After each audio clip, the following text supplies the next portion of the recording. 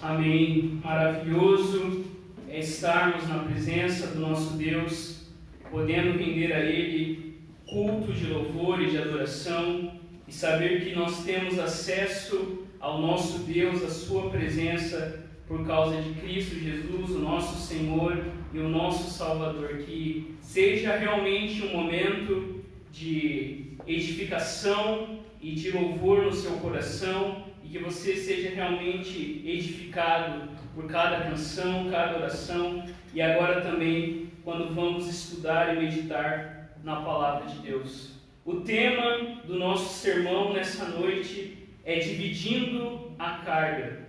E eu convido você a abrir a Palavra de Deus no Evangelho segundo Gálatas, capítulo 6. E nós faremos a leitura a partir do primeiro versículo até o 10º versículo, mas nós vamos nos ater apenas até o versículo 5 nessa noite, onde nós veremos duas verdades na Palavra de Deus. Gálatas, capítulo 6, versículo 1 até o versículo 10. A Palavra de Deus nos diz assim: ouça com fé a palavra de Deus.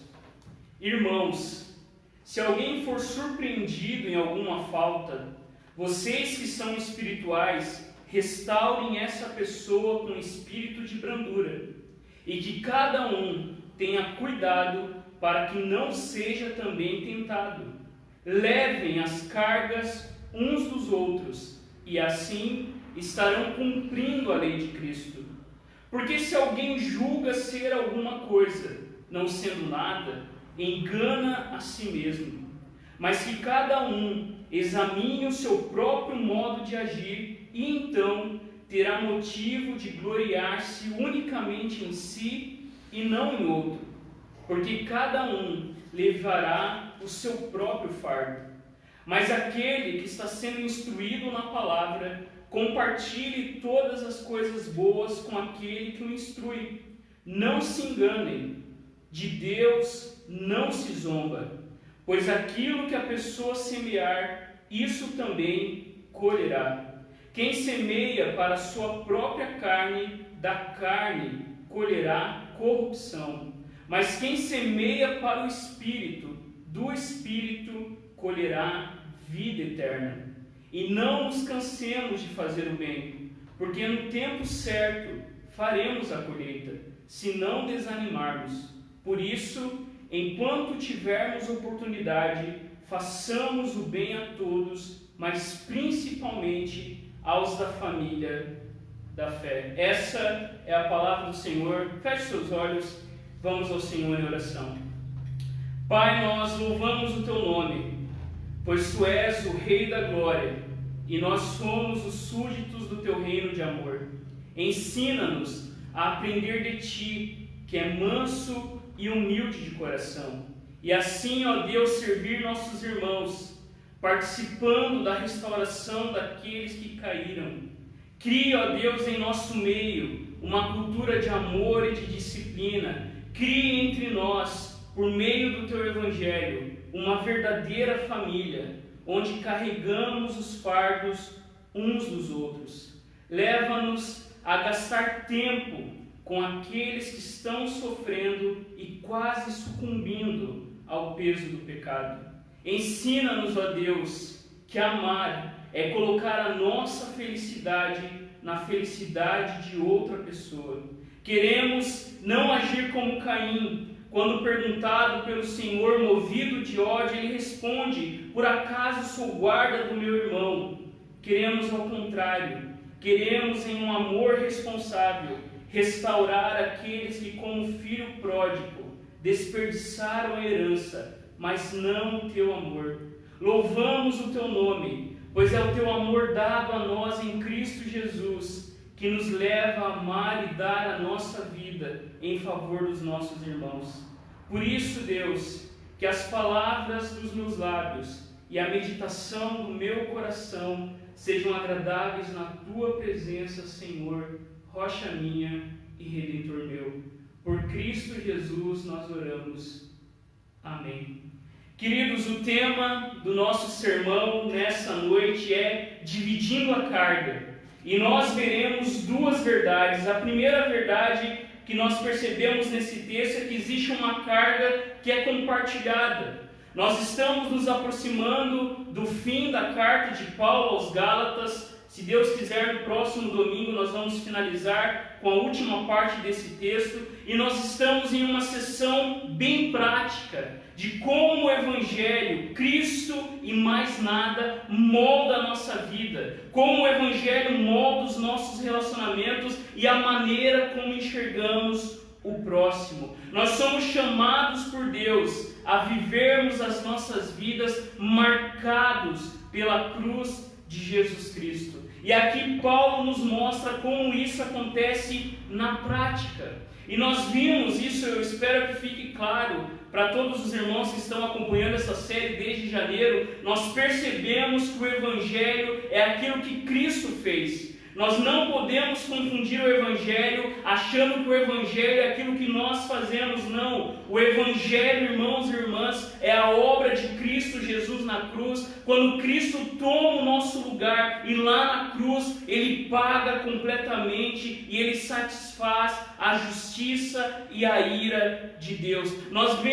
estamos todos esses capítulos realmente mostrando que nós somos justificados apenas pela fé em Cristo Jesus. Nós somos aceitos por Deus, não pelas nossas obras, não pelo que fazemos, mas por aquilo que Cristo e somente por aquilo que Cristo fez através da sua vida, morte e ressurreição. Mas o Evangelho da graça, da justificação somente pela fé, não se dá apenas no campo da salvação pessoal, mas isso nos leva a uma conexão com os nossos irmãos e aqueles que também caminham trilhando no mesmo caminho do discipulado. É por isso que Paulo começa dizendo irmãos. E aqui, irmãos, nós precisamos estabelecer uma verdade. A igreja é o povo de Deus, a igreja é a família de Deus, a igreja é o povo que se reúne semanalmente para ouvir a palavra de Deus, para viver a comunhão, mas no nosso meio ainda o pecado está. E dos homens maus, os religiosos são os piores, porque nós muitas vezes camuflamos o nosso pecado. Nós muitas vezes não queremos escancarar o que está no nosso coração. Por isso que Paulo diz que nós devemos corrigir os irmãos surpreendidos em pecado sendo espirituais. Pois aquele que errou o caminho também foi surpreendido. Observe no texto. Aquele que cometeu um erro, aquele que errou o caminho, também foi pego de surpresa. E como, irmãos, nós devemos olhar para aqueles que vacilaram? E o texto responde. Observe na palavra de Deus. Nós devemos responder com espírito de brandura, tendo somente um objetivo: a restauração. Quando nós compartilhamos a carga, ela tem apenas um objetivo: a restauração daquele que caiu na caminhada. E quem é espiritual? Quem você acha que é espiritual? A igreja da Galácia estava enfrentando tempos difíceis. Falsos irmãos, como nós vimos muitas vezes, falsos mestres estavam colocando minhoca na cabeça dos irmãos, perturbando os irmãos, dizendo que eles deveriam não apenas crer em Jesus, mas que eles também deveriam guardar algumas leis judaicas. Esses falsos irmãos julgavam-se espirituais até mais que o próprio apóstolo Paulo, pois segundo eles, Paulo havia entregue um evangelho incompleto. Assim, irmãos, como os fariseus no tempo de Jesus, eles tinham uma visão de superioridade em relação aos outros. Eles olhavam os outros por cima, eles olhavam os outros achando que eles eram melhores que todos e até mesmo que o apóstolo Paulo. Mas o Evangelho, irmãos, ele vai totalmente na contramão disso. O Evangelho chama a cada um de nós a uma vida de serviço ao próximo, considerando o outro superior a si mesmo. O chamado do Evangelho não é ame a si mesmo, como nós ouvimos na cultura hoje, mas o chamado do Evangelho é morra em serviço ao seu irmão, considerando-o maior que você mesmo. Quem é espiritual? Espiritual não é uma pessoa que acha que tem muitas experiências com Deus, mas espiritual, segundo a palavra de Deus, é aqueles que têm compaixão e sentem em seu próprio corpo a dor do outro. Quem é espiritual, irmãos? Alguém espiritual é uma pessoa que não é rápida em criticar, rápida em lançar as pedras. Espiritual é alguém que se compadece daquele que errou o caminho. Uma pessoa realmente espiritual não é uma pessoa que está falando em outras línguas, mas uma pessoa que está falando a única língua que vale e que nós podemos entender, e a única língua que conta, que é a língua do amor, como nós começamos lendo o texto de 1 Coríntios 13. Uma pessoa espiritual é uma pessoa onde o Evangelho de Cristo molda a sua vida a tal ponto que ela olha para aquele que for surpreendido em pecado, não julgando, não atacando a pedra, mas é uma pessoa que está pronta a estender a mão e sentir a dor daquele que está sofrendo. Uma pessoa espiritual não é um policial pronto a dar uma multa, mas ao mesmo tempo não é alguém conivente com os erros de algum irmão. O chamado do Evangelho é para que a gente não seja nem a polícia da Torá, e também que não sejamos pessoas que não percebem o erro dos nossos irmãos e que não chamam esses irmãos a acertar o caminho. Mas o chamado de Deus para nós é que nós devemos compartilhar a carga da restauração. A primeira coisa, quando nós vemos o irmão que errou o caminho e que talvez está longe do caminho de Deus, a primeira coisa que tem que sentir no nosso coração é dor, é lamento, é tristeza, é buscar a Deus em oração, clamando, pedindo que Deus restaure essa pessoa, e nunca julgamento, e nunca dando sentenças de julgamento que não cabe a nós, mas só cabe a Deus. Por isso, observe no texto, o texto diz: restaurem essa pessoa com espírito de brandura. E aqui, irmãos, há uma diferença de tratamento, a diferença de tratamento que Cristo tinha. Enquanto para os falsos mestres, aqueles que pervertem o Evangelho, aqueles que alteram a essência do Evangelho, Paulo diz que esses sofrerão condenação. Para esses não há conversa, e do mesmo jeito, olhe para Jesus, com quem Jesus era duro e com quem Jesus era misericordioso. Quando Jesus tratava os fariseus e os líderes religiosos do seu tempo, Jesus usava frases delicadas, como raça de víboras, sepulcros caiados. Jesus usava coisa leve, mas quando Jesus ia tratar com aqueles que estavam sofrendo em seu pecado, Jesus, irmãos e irmãs, estendia a sua mão e a sua palavra de restauração. Por isso que aqueles que erram o caminho devem ser tratados com ternura e mansidão, pois o objetivo é restauração e nunca humilhação. E a palavra aqui, restauração, aponta exatamente para o objetivo da correção. E segundo, irmãos, a nossa confissão de fé, no capítulo 3 diz o seguinte: as censuras eclesiásticas, as disciplinas na igreja, são necessárias para chamar e ganhar para Cristo os irmãos ofensores, para impedir que outros pratiquem ofensas semelhantes, para purgar o velho fermento que poderia corromper a massa inteira, para vindicar a honra de Cristo e a santa profissão do Evangelho, e para evitar a ira de Deus, a qual com justiça poderia cair sobre toda a igreja, se a igreja permitisse que o pacto divino fosse profanado por ofensores notórios e obstinados. Calvino teve muito problema com um grupo em Genebra chamado libertinos. E Calvino, irmãos e irmãs, encontrou dor de cabeça quando ele impediu esses irmãos que não viviam a fé verdadeira, a fé evangélica. Calvino negava a ceia para esses irmãos, porque esses eram pessoas que viviam obstinados em seu pecado. Mas aqueles irmãos que pecaram, que foram surpreendidos em pecado, não devem receber julgamento por parte da igreja, mas devem receber a ajuda que nós também, quando pecamos, recebemos. Aos pecadores, Jesus estendia sua mão de graça e de verdade, mas aos religiosos cheios de si, Jesus repreende e censura. E aqui, queridos, nós precisamos parar e pensar como olhamos para aqueles que pecam e erraram no caminho. Como que você olha para aquele que talvez é diferente de você?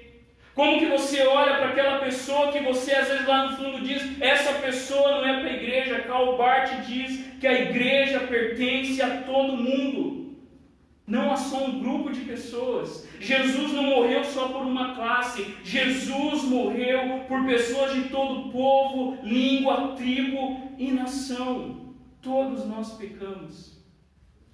Há uma música, uma bela música, da banda do Monte, da dupla do Monte, que diz o seguinte: há tanta gente buscando alívio para o seu coração, muitos na beira da estrada, gritando a quem possa escutar, outros que encontram o caminho e seguem em outra direção, os que gastaram a herança estão retornando ao lar. Queridos, o Evangelho de Cristo faz com que a gente olhe para o nosso irmão que errou o caminho, não como aquele filho mais velho, bravo porque o pai está dando uma festa, mas o Evangelho nos leva a olhar para aqueles que foram surpreendidos pelo pecado com amor.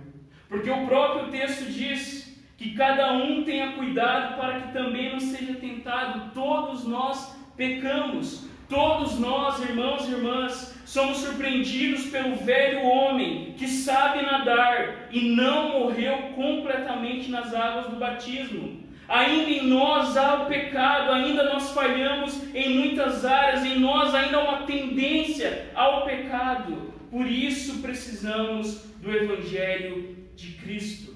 O Evangelho de Cristo faz com que nós olhemos cada vez mais para o nosso pecado e encontremos em Jesus a salvação para a nossa vida, e ao mesmo tempo faz com que eu e você olhemos com mais amor e mais misericórdia para aqueles que foram surpreendidos em pecado. Todos nós pecamos e nós precisamos olhar para o outro baseados no Evangelho da graça de Cristo Jesus. Hoje, na hora do almoço, eu estava com a minha família conversando. E quando nós, irmãos, isso é escandaloso, quando nós falamos do Evangelho, o Evangelho assusta todo mundo. Porque nós estávamos falando, de pessoas que cometeram talvez coisas horríveis. E todos os pecados, irmãos, há perdão. Jesus falou que o único pecado imperdoável é a blasfêmia contra o Espírito Santo. Fora esse pecado, todo pecado tem perdão. E nós precisamos olhar para isso e sermos confrontados com o Evangelho de Cristo Jesus.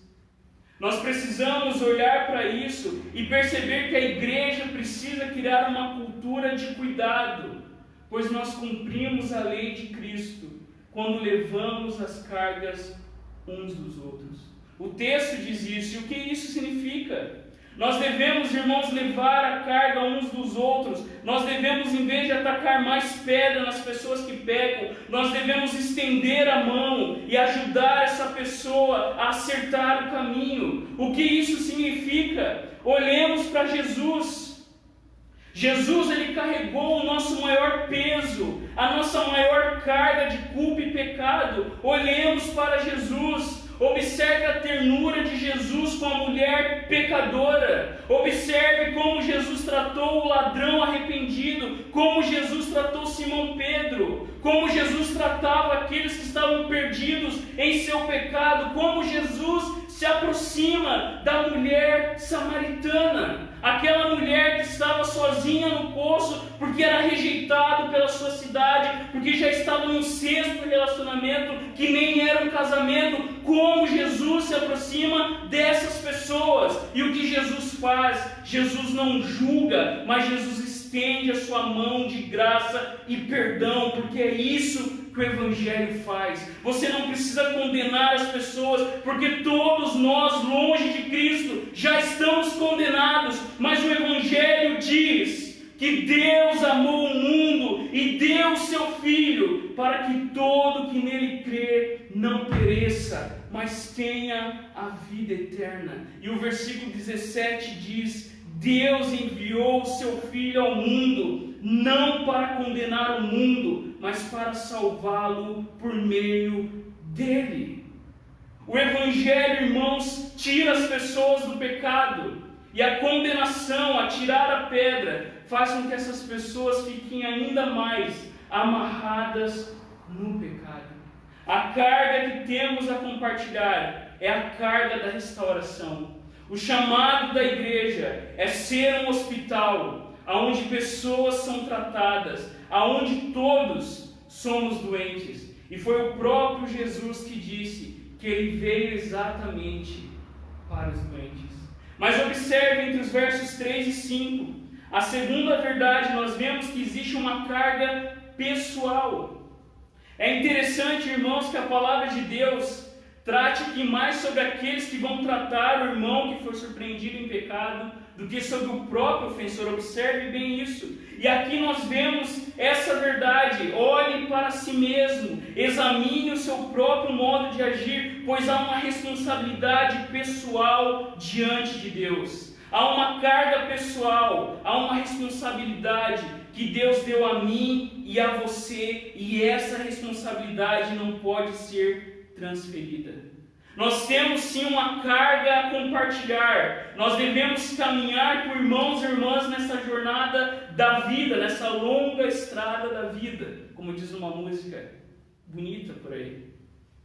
Mas nós temos uma carga pessoal que não podemos abrir mão. Observe o versículo 3. O versículo 3 diz que se nós julgamos ser alguma coisa, não sendo nada, nós enganamos a nós mesmos. Queridos, é quando compreendemos a nossa pequenez, é quando percebemos que somos frágeis e carentes do Senhor, que nós conseguimos carregar o nosso fardo. Por que nós julgamos o nosso irmão? Nós julgamos o nosso irmão porque muitas vezes somos cheios de orgulho, somos cheios de presunção, achamos que estamos melhor que o nosso irmão, mas Paulo está atacando exatamente isso. Paulo está dizendo: irmãos, ataquem o orgulho de vocês, porque se vocês julgam ser alguma coisa não sendo nada, vocês estão enganando a si mesmo. E C.S. Lewis, em Cristianismo Puro e Simples, afirma: é por causa do orgulho que o diabo se tornou o que é. O orgulho leva a todos os outros vícios,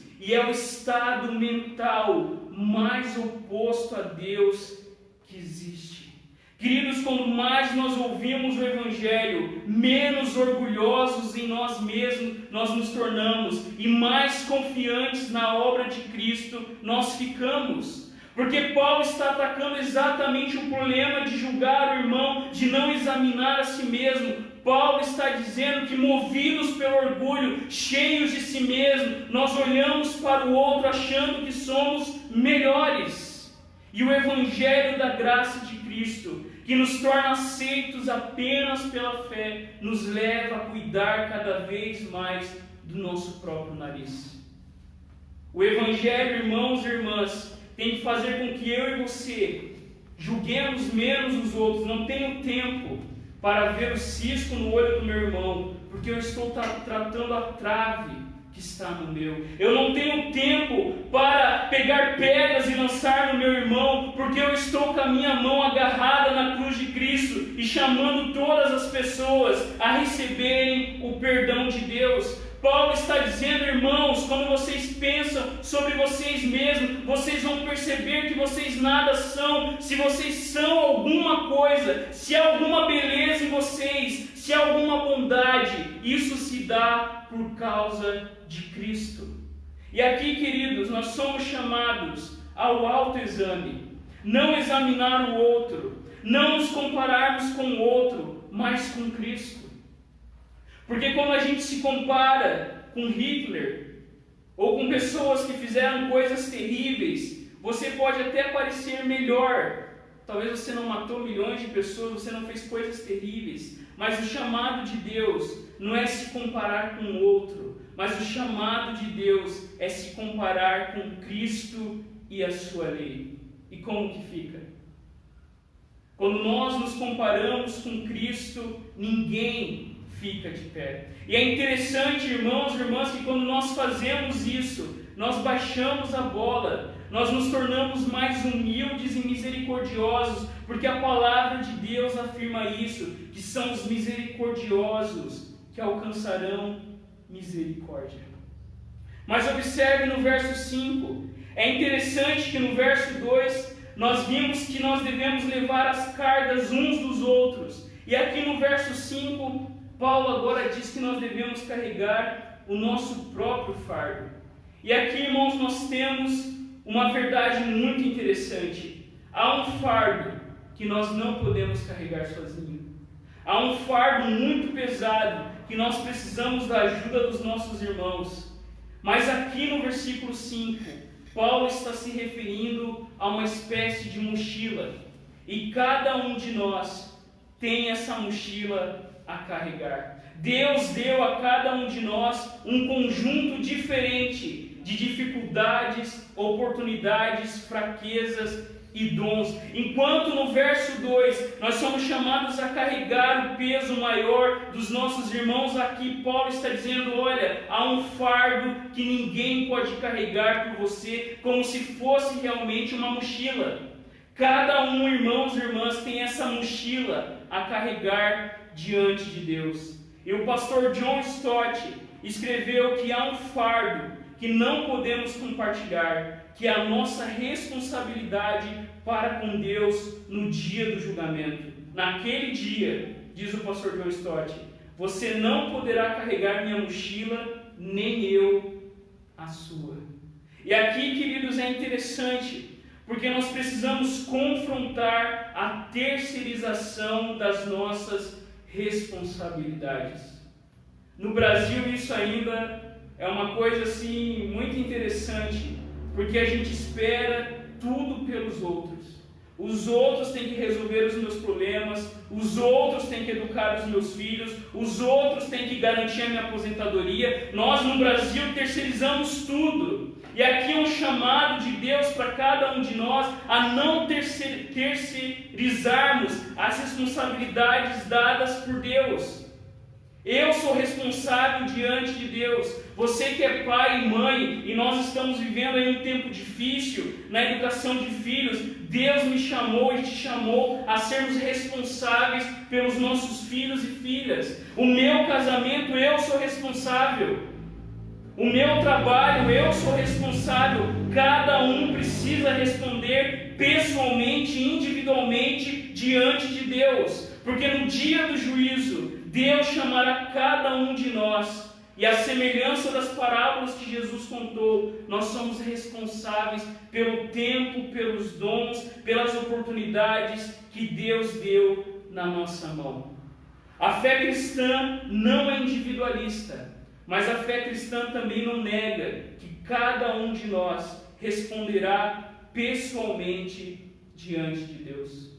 Porque o chamado de Jesus ao discipulado, irmãos, não é um chamado somente coletivo, mas é um chamado individual, é um chamado pessoal. O chamado de Jesus ao discipulado torna cada discípulo um indivíduo. Querendo ou não, ele tem que se decidir e que tente fazê-lo sozinho. Ser um indivíduo não é uma escolha própria, é Cristo que faz daquele que foi chamado um indivíduo. Cristo chama cada um de nós individualmente e sozinhos devemos seguir esse caminho. Deus nos chama a caminharmos no caminho da cruz. Deus nos chama a realmente abrir mão de tudo em favor do Evangelho de Cristo Jesus. Deus nos chama a não nos escondermos atrás das pessoas ou de outras histórias, mas Deus nos chama, irmãos e irmãs, a encararmos a nossa responsabilidade diante de Deus. Há uma doutrina bíblica que nós amamos e defendemos e pregamos, que Deus é totalmente soberano, que nada foge do controle de Deus, mas a Bíblia também ensina que cada homem e cada mulher é responsável diante de Deus. A soberania de Deus não anula a nossa responsabilidade, mas a soberania de Deus nos leva a viver as nossas vidas com responsabilidade diante de Deus, sabendo que estamos diante dele todos os dias. Cada um deverá levar o seu próprio fardo. Queridos, nós devemos compartilhar as cargas da vida, mas nós não podemos fugir da responsabilidade que Deus deu a cada um de nós. Eu posso e devo te ajudar com os seus problemas, mas eu não posso resolvê-los ou decidir por você. Deus nos fez responsáveis desde a criação, mas o que muitas vezes nós queremos, a semelhança de nossos pais, nós queremos alguém que leve a culpa por nossas irresponsabilidades. Como bons filhos de Adão, nós somos rápidos em colocar a culpa em nosso próximo ou dizer que o outro é culpado por isso ou por aquilo. O chamado de Deus é que eu e você devemos encarar responsavelmente a responsabilidade que Deus nos dá, contando com a sua graça. Queridos, 3 aplicações para a nossa vida diante dessas duas verdades. A primeira coisa, nós precisamos exercitar a disciplina formativa. Um cuidando do outro em amor. A primeira aplicação, a igreja deve ser um lugar de cuidado. A igreja deve ser um lugar de amor. E o artigo 29 da Confissão Belga diz o seguinte: as marcas para conhecer a verdadeira igreja são essas.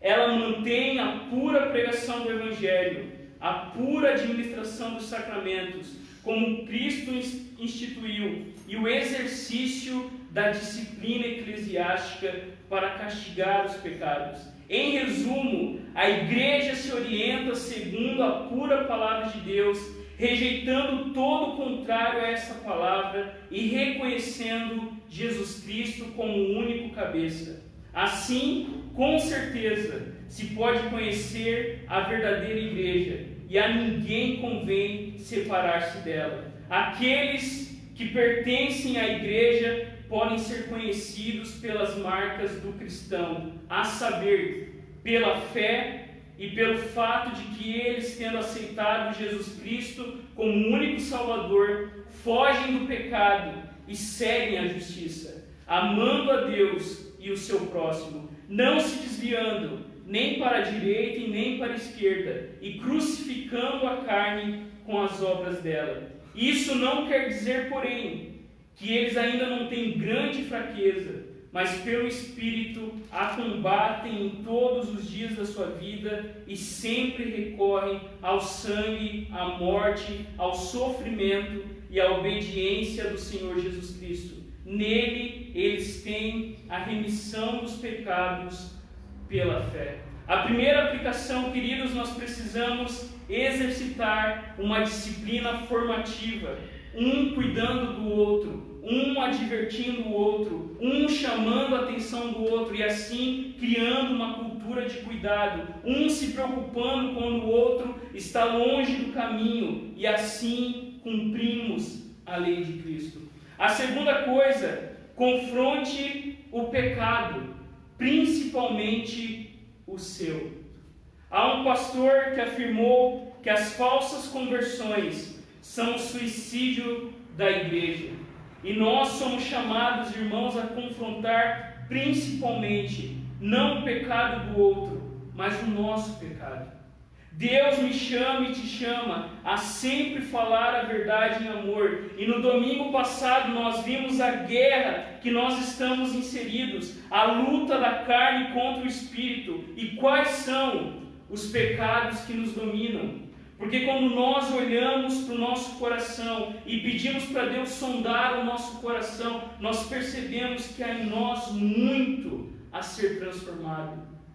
Mas isso não nos leva, irmãos, a não enxergar o pecado do nosso irmão, mas isso nos leva a ajudar o nosso irmão a vencer também o seu pecado. Quando nós falamos de restauração no corpo de Cristo, nós somos levados a entender que comunhão é mais do que tomar um cafezinho.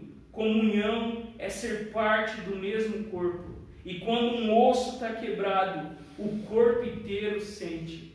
Se você topa, bate o seu dedinho, o seu corpo inteiro vira o seu dedinho, porque faz parte do seu corpo. Assim, irmãos e irmãs, deve ser na igreja. Quando nós vemos o irmão que caiu em pecado, nós devemos sentir a dor e buscar restaurar esse irmão como se fosse um osso do nosso próprio corpo quebrado. Comunhão é mais que um cafezinho. Comunhão é sentir a dor do nosso irmão e clamar a Deus, pedindo que Ele traga de volta ao lar aqueles que por algum motivo estão longe. A terceira aplicação: seja responsável. Deus te fez responsável diante dele. Calvino dizia: Deus é soberano, então devo me colocar diante dele e perguntar: o que Deus espera de mim? Ele espera, irmãos e irmãs, que eu e você vamos até Ele, tomemos o nosso fardo, a nossa cruz e venhamos a viver a sua missão no mundo. O chamado de Deus é que a gente divida as cargas pesadas e carregue a sua mochila, cada um cumprindo o chamado e o desafio ao discipulado. Porque, queridos, nós podemos carregar o peso que Deus nos dá, o seu fardo suave e leve, porque Cristo Jesus carregou na cruz a cruz que nós não aguentávamos. Cristo carregou lá na cruz o peso dos nossos pecados. Cristo carregou na cruz o peso da culpa, o peso da maldade humana, e agora, por causa da cruz, nós podemos estender os braços e ajudar os nossos irmãos a carregar também as suas cargas. Eu termino, irmãos, lembrando aquela famosa história que Jesus contou do bom samaritano. Quem foi o próximo do bom samaritano? Nem o sacerdote e nem o levita quiseram ajudar, mas o samaritano, que nem fazia parte do povo de Deus, foi aquele que estendeu a mão e cuidou daquele que foi assaltado e que estava quase morto, caído na estrada. O chamado de Deus é que a gente aplique o Evangelho de forma prática, carregando assim as dores e os pesos dos nossos irmãos, mas também não abrindo mão da mochila que Deus deu a cada um de nós. Feche os seus olhos neste momento. Coloque a sua vida diante do nosso Deus. Deus nos chama a dividir a carga, o peso da jornada. Deus não nos fez para caminhar sozinhos. E quando nós pensamos na igreja, todas as imagens que o Novo Testamento usa sempre são no coletivo, nunca é individual. Deus nos chama a dividir a carga com aqueles que estão sofrendo, a estender a mão para aqueles que erraram o caminho, e ao mesmo tempo o chamado de Deus, o chamado ao discipulado de Jesus, é um chamado que nos leva a sermos responsáveis diante de Deus, sabendo que podemos fazer isso, porque Cristo já carregou o peso que a gente não podia carregar. Cristo carregou todo o peso do pecado e todos os inimigos que nos separavam de Deus, para que hoje eu e você pudéssemos desfrutar da comunhão cristã e também para que pudéssemos viver cada dia, não com um fardo pesado, não com medo de sermos responsáveis diante de Deus, mas sabendo que por causa de Cristo Jesus nós podemos vencer. Deus Todo-Poderoso, enquanto eu cruzo o limiar desse dia, eu confio a mim mesmo, alma, corpo, afazeres, amigos, ao teu cuidado. Vigia-me, guarda-me, orienta-me, dirija-me, santifica-me, abençoa-me. Inclina o meu coração para os teus caminhos. Molda-me totalmente à imagem de Jesus, como um oleiro faz com o barro. Que os meus lábios sejam uma harpa bem afinada para ressoar teu louvor. Faça com que aqueles ao redor de mim vejam-me vivendo pelo teu Espírito, pisando o mundo sob os pés, não conformado às mentirosas vaidades, transformado por uma mente renovada, revestido de toda a armadura de Deus, brilhando como uma luz que nunca esmaece, demonstrando santidade em todas as minhas ações. Não permita que nenhum mal nesse dia manche meus pensamentos, palavras, mãos, que eu possa peregrinar em caminhos lamacentos com uma vida pura de mancha ou mácula. Em operações necessárias, faça com que minha afeição esteja no céu e meu amor elevado em labaredas de fogo, meu olhar fixo em coisas invisíveis, meus olhos abertos para o vazio, fragilidade, zombaria da terra e de suas vaidades. Que eu possa enxergar todas as coisas no espelho da eternidade, à espera da vinda de meu Senhor, ouvindo o chamado da última trombeta, apressando os novos céus e terra. Ordene nesse dia todas as minhas comunicações de acordo com a tua sabedoria e ao ganho do bem comum. Não permitas que eu não seja beneficiado ou feito útil, que eu possa falar cada palavra como se fosse a minha última palavra e andar cada passo como o meu último. Se a minha vida findar hoje, que esse seja o meu melhor dia, em nome de Jesus, o nosso bom amigo, nós oramos. Amém. Queridos, cantemos